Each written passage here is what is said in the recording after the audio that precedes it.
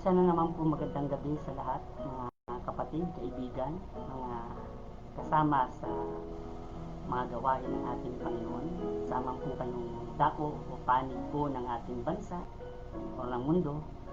Good evening po. Nagagalak po ako na magkasama-sama na naman po tayong muli ngayong gabi sa mga ilang minuto po na ating pong ilalaan sa ating pong pagninilay-nilay sa mga salita ng Diyos. I know that some of us are already taking their rest, natutulog na po, at iba naman ay naghahanda na. I know na medyo po napagod ang ating mga katawan sa buong hapon po ng ating mga ginawa. Good evening po sa lahat po ng ating mga kapatid sa Luzon.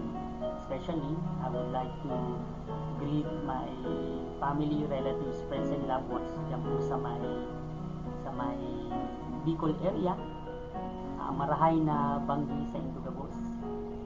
Likewise to my family dyan po sa may Central Market in front of Far Eastern University. Kumusta po kayo? Samahan niyo po ako sa ating pong meditation.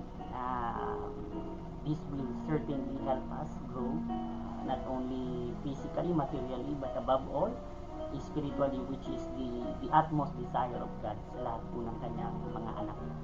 Mayong gabi sa mga kaigsunan sa Visayas and here in Mindanao, specifically dito po sa Davao Region, Davao City, Del Sur, Del Norte, De Oro at Oriental. Inaot unta na nata sa maayong kahitang. I know and always believe that God will always grant us peace, comfort, and security as we take our good night rest. And maayong gabi po sa tanang miyembro sa Buri Missionary Baptist Church. See you all as we worship the Lord this Sunday. Welcome po sa ating live FB devotional program. Ito po ang ating programa, into His Presence.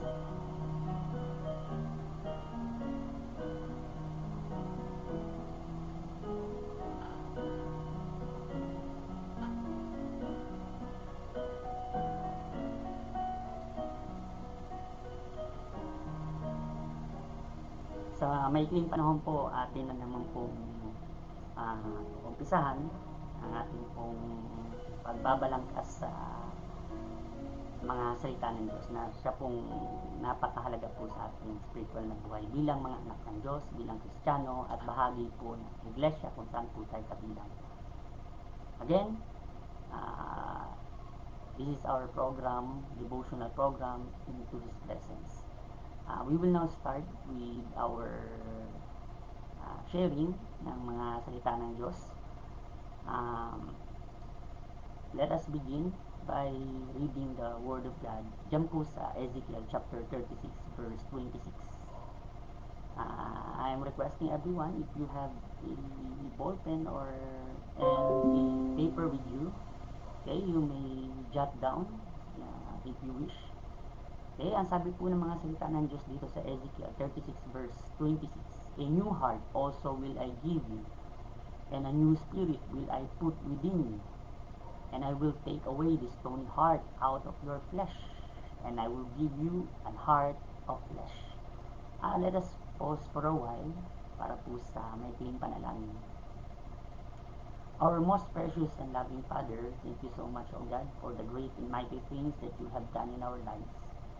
Napakadakila mo po, Panginoon Diyos, hindi po masukat ang iyong kabutihan sa aming buhay. Sa aming pong pagninilay-nilay ng iyong mga salita, gabayan mo po kami.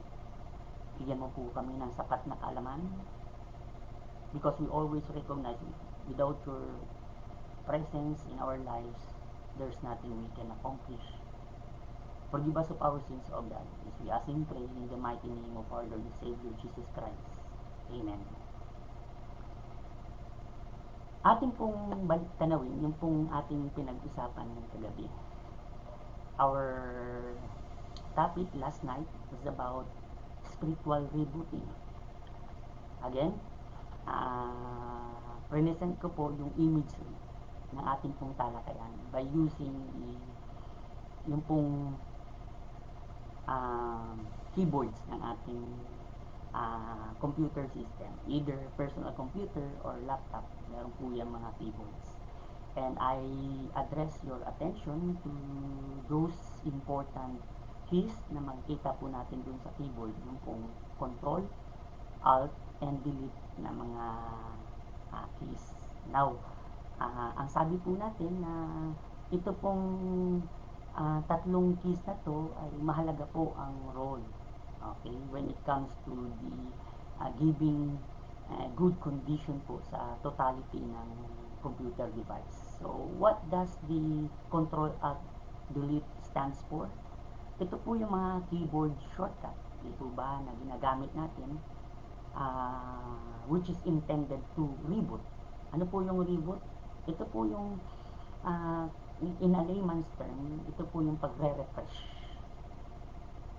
pagbibigay buhay po ulit ng ating computer na nakaranas ng pagkasira. Hindi naman po totally nasira, kundi may mga times po na habang ginagamit po natin yung computer devices natin, nagkakaroon po ng sudden crash, okay? Bigla na lang po maghahang, or eventually po, worse, ito pong magsha-shutdown na lang siya sa kanyang sarili na wala po tayong ginagawa. Okay? So, this rebooting is very important in order to start up the computer system. At the same time, through rebooting, it will help us immediately turns back our computer system into its former condition. So, mababalik po yung ayos nito. So, na hindi na po natin kailangan ihatid ito at gumastos tayo sa pamagitan ng pagpapatingin nito sa mga computer technician. So, again, what are the purpose of the Control-Alt-Delete as a rebooting system? It allows us, mga user, ng mga devices na to quickly restart our devices at ma-access po muli natin ito. Then, para po ma-resolve yung mga issues doon po sa ating computer system by addressing the issues na na-encounter nito. So, the important point that we need to ponder from this imagery ay yung pong role ng three keys. Okay? Yung Control, Alt, Delete. So, these are the keys na may kinalaman po when it comes to our spiritual lives. Natatandaan po natin kung nakapakinig po kayo kagabi na mention natin na ang buhay ng Kristiyano po hindi naman po talaga lagi nasa yung tinatawag nating dynamic moment. Diba? Meron din po tayong part sa buhay natin na nakakaranas tayo ng dull moment. What do we mean by dull moment? Yung pakiramdam natin na parang wala tayong gana na kumilos sa ministry. Parang kung sa Bisaya pa po, laay man. May mga panahon po o punot po sa ating buhay na nararamdaman natin na para bang ayaw kong kumilos. Ayaw kong tumayo. For example, kung may gagawin tayo sa church, may meron tayong Bible study, parang ayaw kong sumama. Kung merong choir practice, parang hindi ko feel na kumanta. Or kaya pag meron pong invitation ang ating pastor or deacons or sino man pong leader sa ating church na magsasabi sama-sama tayo sa paglilinis ng simbahan, parang hindi natin gusto na makibahagi. So these are the moments in our lives that needs to be addressed. Kasi po, kapag hinayaan po natin na magpatuloy ang ganitong pakiramdam sa ating buhay, it will eventually shut us down. So, ano lang po ito, momentary crash na ma-experience natin. But again, if we will not address it immediately, Okay? It will lead us to crush down, to shut down. Ito yung moment kung saan we lose our joy in serving the Lord. Alam niyo po ba kapag nawawala yung gana natin sa Panginoon, kapag nawawala yung kagalakan natin na kumilos sa ministry ng Panginoon, it will affect, okay, not only our life per se, but it has a boomerang po dyan po sa gawain ng Panginoon sa church. Okay? So, it will make us stagnated. Alam niyo po ba ang nangyayari sa isang tubig na hindi kumikilos? Di ba? Ito po yung prone sa dapuan ng mga ng mga lamok na carrier ng dengue. Di po ba? Kaya nga po merong programang ating gobyerno na para po maiwasan ng sakit, kinakailangan panatilihin po nating malinis ang paligid. And one of the things that we need to secure is that wala pong mga tubig na nag-stay po sa paligid natin. So kinakailangan tanggalin natin yung mga bote na butas na pwedeng pasukan mga tubig o mga lata na pwedeng malagyan po ng mga tubig, because again, these are prone para po panahanan ng mga organismo o mga insekto na magdudulot po ng sakit sa tao. So in likewise manner, okay, kapag nawala po yung joy natin sa pagsisilbi sa Panginoon, nagiging stagnated po tayo. At kapag hindi po kumilos ang ating puso, isip at desire for God, dyan po magsisimula, nadapuan po tayo ng mga sanlibutang mga sakit.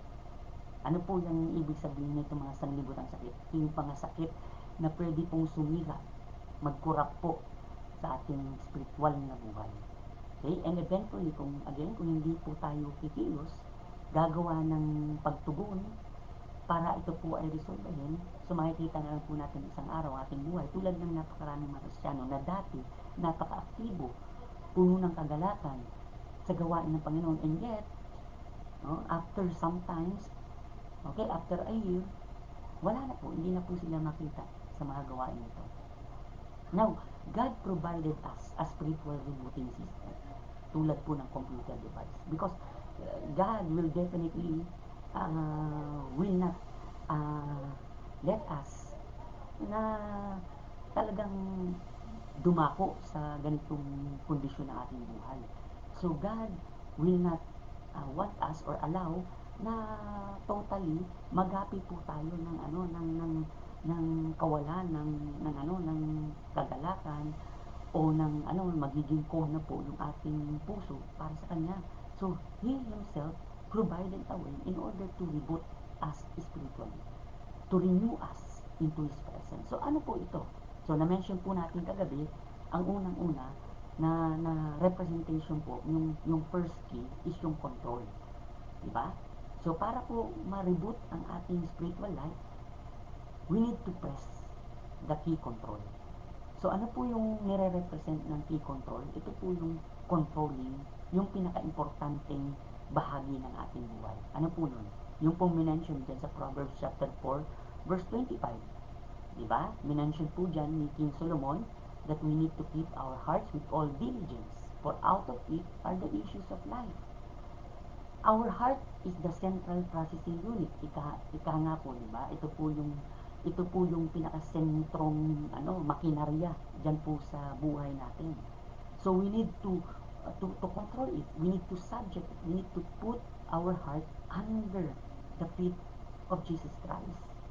Kasi siya lamang po ang merong kapangyarihan at kakayahan na i-reboot ang ating puso na dahan-dahan na pong nanghihina, na dahan-dahan na po nakakaramdam ng kawalan ng kagalakan, na dahan-dahan na po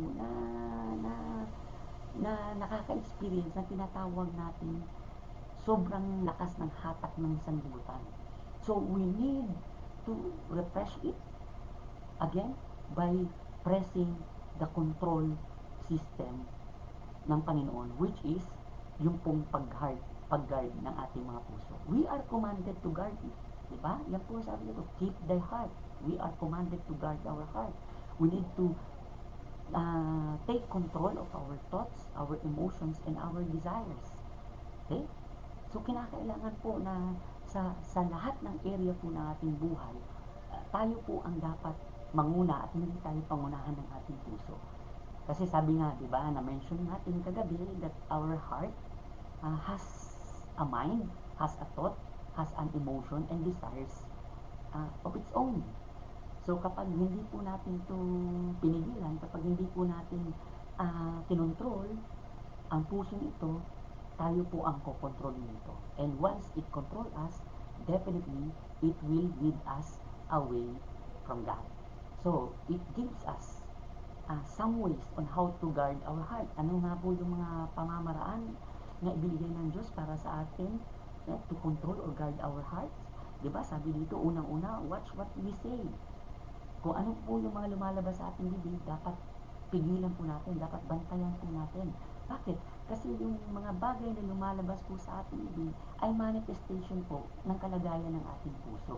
Because out of the abundance of our hearts, the mouth speaks. Pangalawa po, to guard our heart, we need to focus on what is before. Ibig sabihin, huwag po natin hayaan na ang ating pong puso mabulid sa pagtingin po sa mga bagay na nakikita nito sa kasalukuyan dito sa ating paligid, sa sanlibutan. We need to look as a children of God doon sa mga promises ni God. Okay? In which He has provided for us in the future. Pangatlo, in order to guard our hearts, we need to think about where our feet are standing. Saan po ba tayo nakatayo? Remember, as a children of God, as people of God, as Christians, as member of the church, our feet are standing on the solid rock. So huwag po natin hahayaan na matanggal yung pagkakatungtong natin dyan sa solidong bato na walang iba kundi si Kristo. Never should we allow our feet slip away from that rock. Kasi once po na inalis natin ang pagkakatungtong natin kung saan po tayo nakatayo, then automatically ang puso po natin matutumba. And pang-apat po na ways on how to guard our heart is to stay away from evil. Paano po nadadarang ang puso natin sa sanlibutan? Kapag masyado po natin inilapit ito sa sanlibutan. The more we draw near to the Word, the greater the possibility na malalamig po tayo sa Panginoon. So we should not allow it. We need to keep away, stay away from the world. So ito po yung apat. Now, malinaw na po sa atin kung ano po ang gamit ng control system ng Panginoon in order to reboot our spiritual aspect. Ang pangalawa po na dapat natin gawin to experience spiritual rebooting, yung pong pangalawang key, yung pangalawang spiritual key. Ano po yun? Ito pong ALT.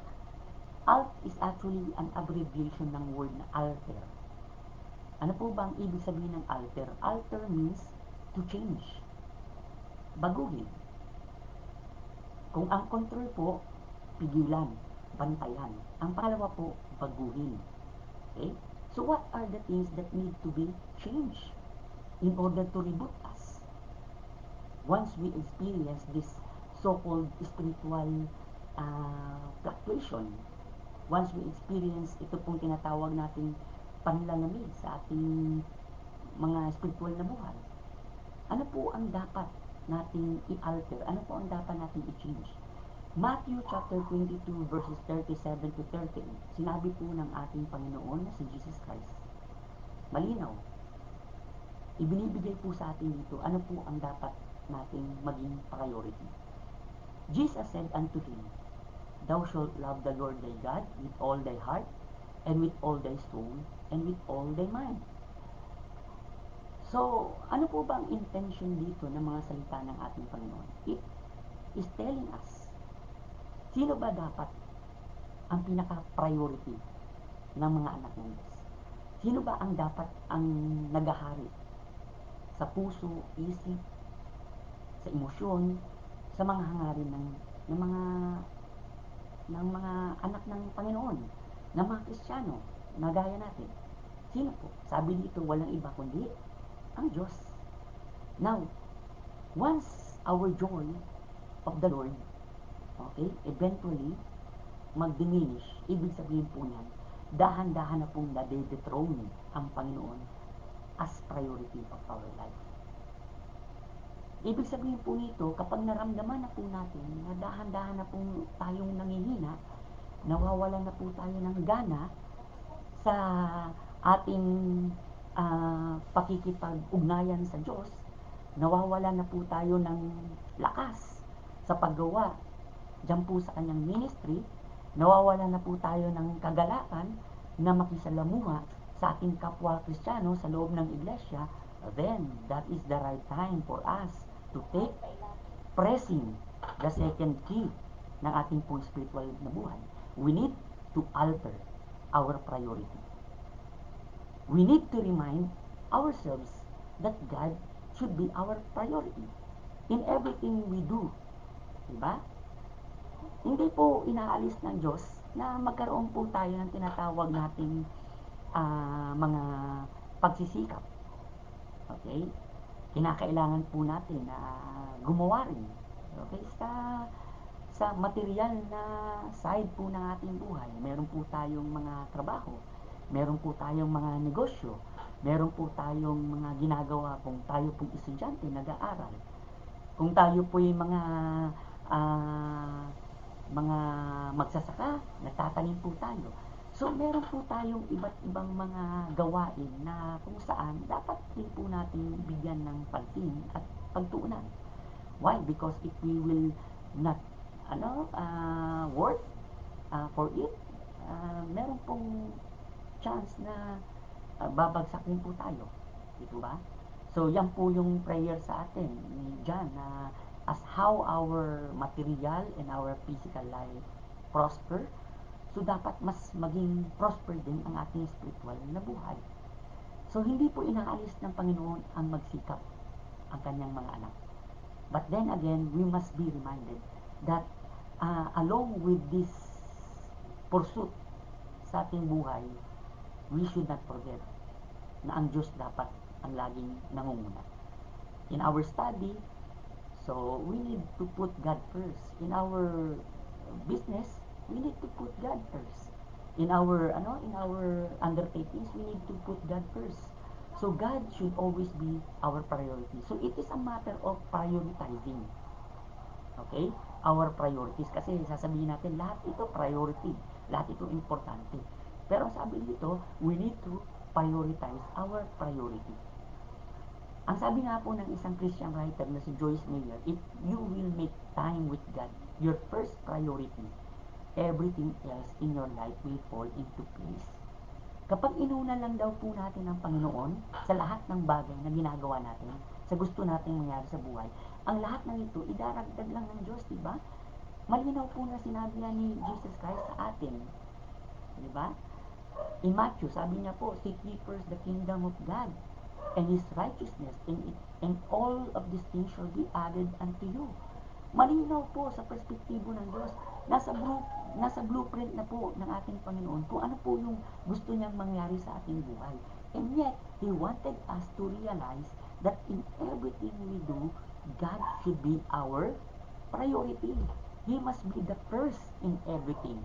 If we want us to realize those things na gusto po o dinidesire ng ating puso. So, we need to evaluate our priorities. So, kinakailangan po na i-align natin itong ating mga purpose at layunin sa buhay. So, malinaw po yan. So, ang question po dito is, how can we alter our priorities? Kung pinapangunahan na po tayo ng sanlibutan ng mga hangarin, na siya pong nagiging dahilan kung bakit po tayo nangihina, kung bakit po nagiging stagnated ang ating spiritual life, kung bakit ang dami pong mga Kristiyano at anak ng Diyos ngayon na hindi na po natin nakikita at nakakasama sa pagpupuri at pagsamba dyan po sa loob ng iglesia. Bakit po? Kasi they were overtaken, they were already overwhelmed by these worldly priorities.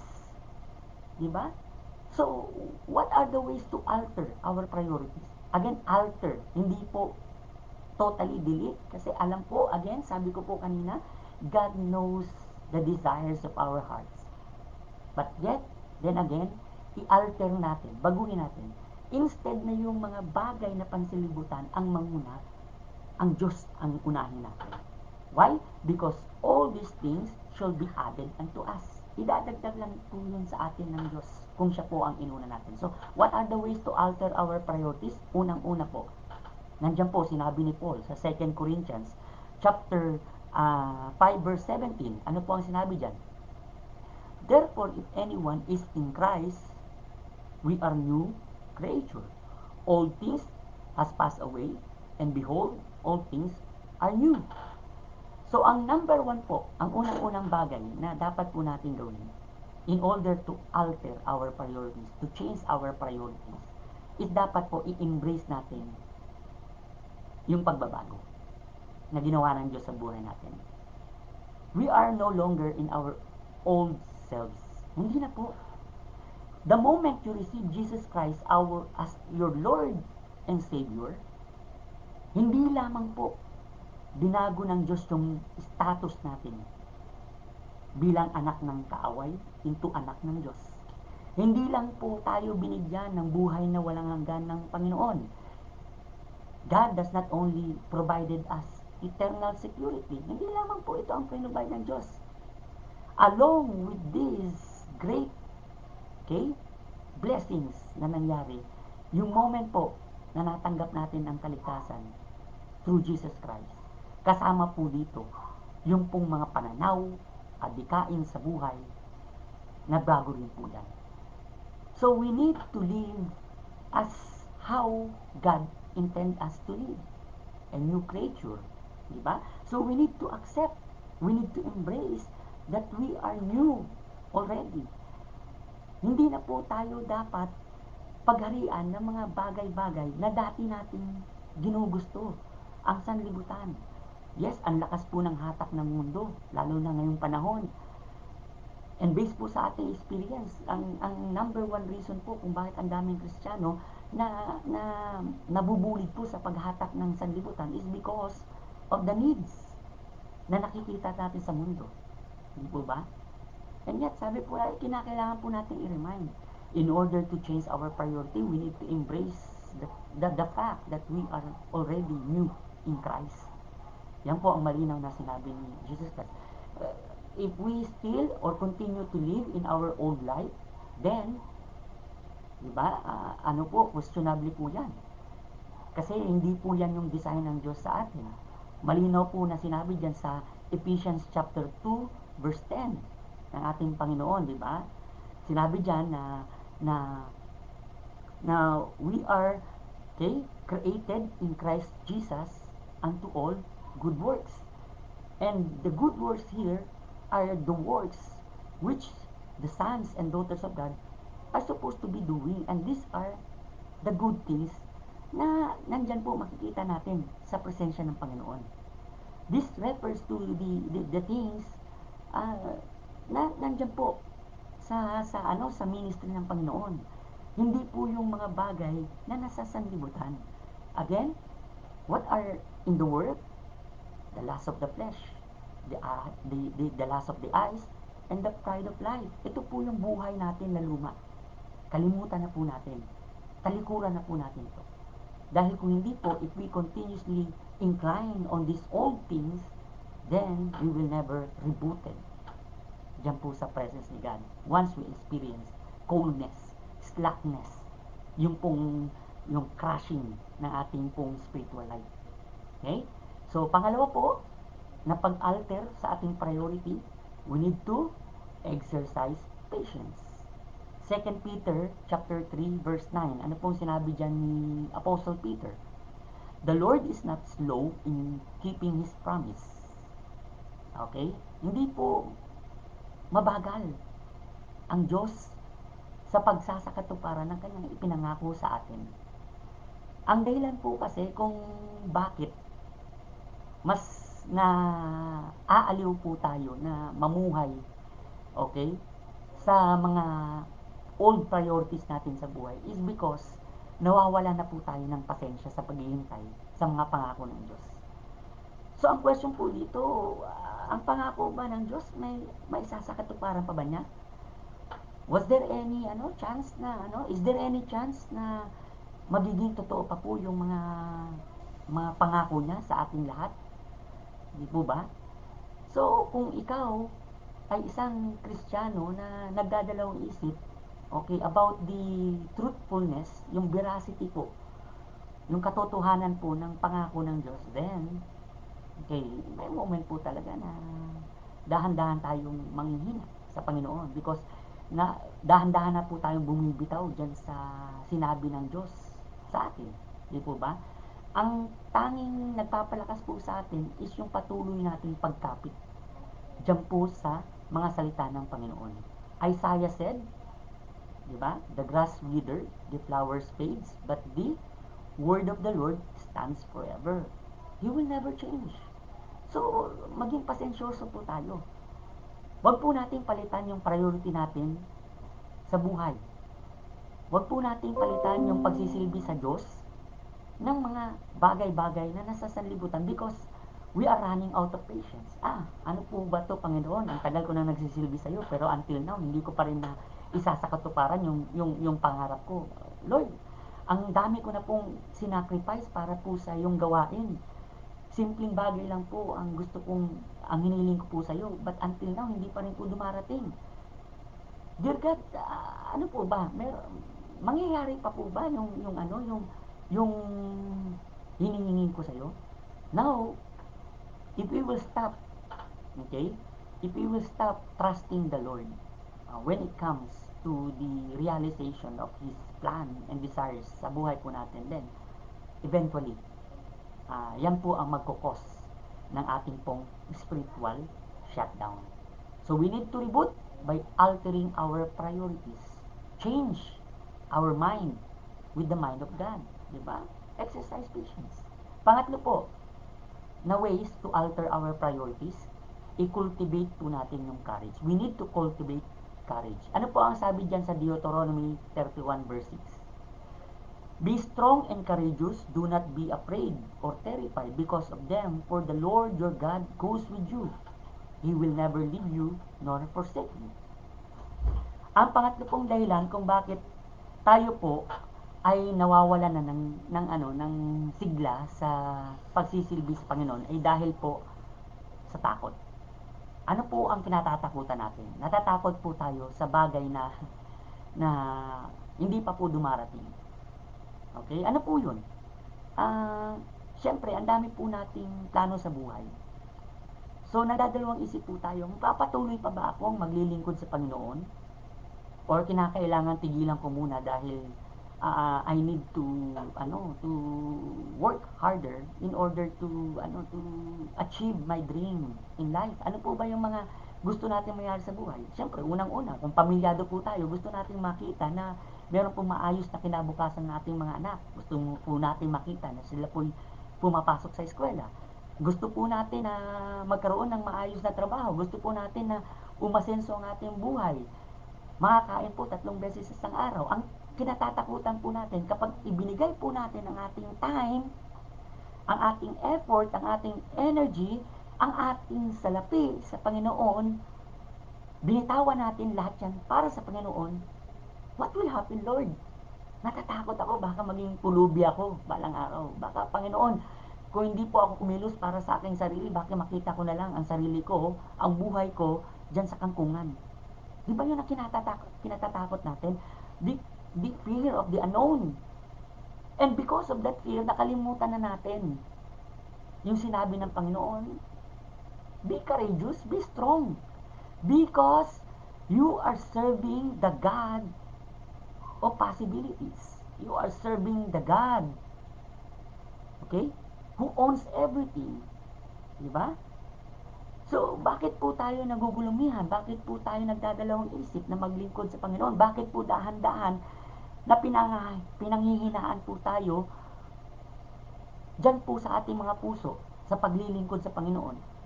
Bakit ang dami na po mga Kristiyano na dahan-dahan na pong bumibitaw sa kanila po mga pangako nung unang araw na sinabi nila sa Diyos, sa Panginoon na, I will serve you, Lord, with all of my life. Here I am. Send me.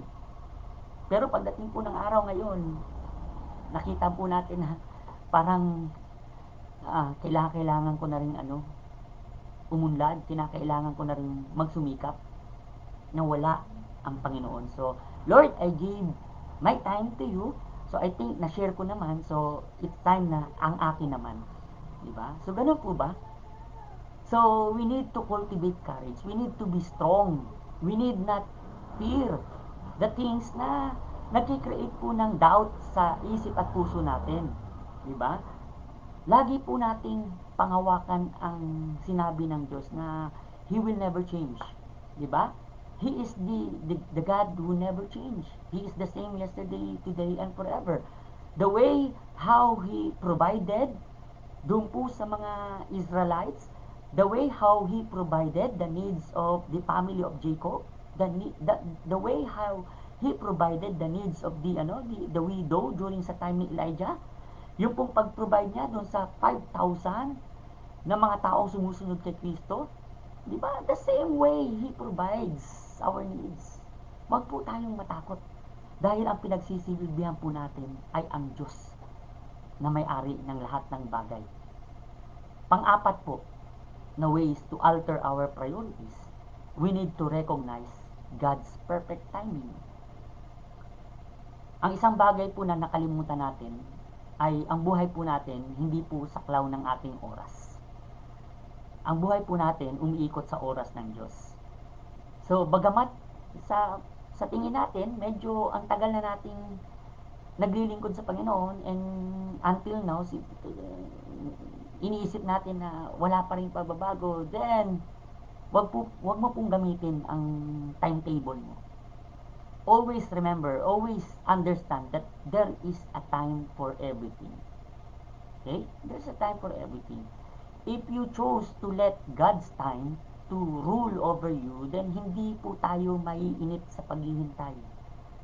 Diba ano pong sabi dyan sa Ecclesiastes chapter 3 verse 1? In everything there is a season and a time for every purpose under the heaven. Ang mahirap po kasi sa isang Kristiyano, ang dahilan po kasi kung bakit dahan-dahan po tayong nawawalan po ng pasensya, nawawalan na po ng gana, dahan-dahan na po ng lalamig ang ating mga puso dyan po sa gawain ng Panginoon is because nagkakaroon po tayo ng yung tinatawag nating comparison. Nag-start na po tayo mag-compare. Bakit si sister o bakit si brother? Bago lang siyang nagsisilbi sa Panginoon pero bakit naging ganito na ang buhay? Bakit si ganito, ganyan? Kamakailan lang naman sila na naging aktibo sa gawain mo po Panginoon, pero bakit parang ang laki-laki na ng pagbabago ng buhay nila, ang laki-laki na ng pag-asenso nila, di ba? So, bakit ako? Halos kalahati na ng buhay ko, ng panahon ko, na-spend ko na sa iyo, pero hanggang ngayon ganito pa rin ang estado ko. Di ba? So, ladies and gentlemen of God, one of the sins that the Christian commits is yung sin of comparing ourselves to others. Kasi God treated us equally in the same way. Hindi po impartial ang Diyos, hindi po bias ang Diyos when it comes to dealing with these people, di ba? Hindi po. Ang importante lang po, ma-learn po natin, okay? Yung pong proseso ng paghihintay. Again, when we wait, we should wait not our time, but the timetable of God. Kasi nakadesenyo na po yan eh. Even before the foundation of the world, God knows kung ano po yung best para sa atin. So, we must learn how to alter our priorities, ladies and gentlemen. So, again, yan po yung pangalawang key na dapat po nating i-press in order for us to experience spiritual booting. Ano po yung una? We press the control key. We control our heart. We do not allow our heart to take over sa ating pong buhay. Okay? Pangalawa, we press yung pong alt key. We alter our priorities. Instead of prioritizing the things of the world, we must allow God's things to be our priority. At sa paggawa po niyan, mga kapatid ko kay Kristo, hindi po tayo kailanman magkakamali. Meron pong isang tao na nagsabi, nagdalawang isip na, what if kung nagkamali ako sa pagsisilbi sa Panginoon? What if kung hindi siya totoo? Nasayang lang yung isang taon ng pagsisilbi ko sa Kanya, o nasayang lang yung 30 minuto ng aking pagdarasal kung hindi totoo ang Diyos. Okay? What if kung hindi siya totoo? Pero kapatid, ito lang ang masasabi natin. Okay? God is true. Totoo po ang Diyos. Hindi po tayo nagsisilbi sa Diyos na hindi natin kilala. Okay? Ang Diyos po ay nag-i-exist. Siya po ang hari ng ating buhay. Siya po ang Diyos na nagligtas po sa ating kasalanan. So, hindi po kailanman tayo nagkakamali na may Diyos. So, wag po kailanman na dapat sumagi sa ating isipan na mag-question po, is there really a God? Okay? Kasi kung ibabato po natin ang tanong doon, sabi, kung hindi siya totoo, nasayang ang 30 minuto, what if kung totoo siya? Hindi lang 3 minuto ang nawala sa'yo.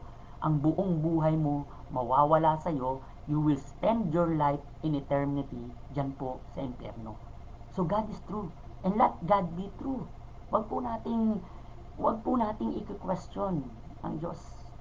Ladies and gentlemen. So, kung dumating man po tayo sa punto ng ating buhay na medyo nawawala na po ang kagalakan ng ating pagsisilbi sa Diyos, nawawala na po yung init natin sa pakikibahagi sa mga gawain dyan po sa iglesia, nawawala na po yung kasiyahan natin na makipag-ugnayan sa ating kapwa Kristiyano, at nawawala na rin po yung ating desire to take time to pray to God, to read His Word, to commune with God. Then let us bow down ourselves and humble ourselves before God and ask for forgiveness. Hingin po natin sa Diyos na, Lord, Panginoon, nakikita mo po ang aking puso, aking isip. Okay? Change me. Alter my priorities. Let your priorities be my priorities. So, I guess mga kapatid, ito po ang sandali na kung saan we need to pause for a while sa ating pong devotional program. Salamat po muli sa inyo pong pagsama sa atin pong pagninilay-nilay sa mga salita ng Diyos. Naway, kapulutan po natin ng malaking source of enlightenment, yung pong mga narinig natin na pagbabahagi ng salita ng Panginoon. Again, sa susunod po ng mga gabi, if God's willing, magsasama-sama po muli tayo dito po sa atin pong live devotional program, Into His Presence. Pagpalain po tayo ng may kapal, and I am praying to God that His grace should always abound in us, in everything we do, and let the peace of God rule over us as we take our rest tonight. Good evening, everyone. Maraming salamat, and to God be the glory.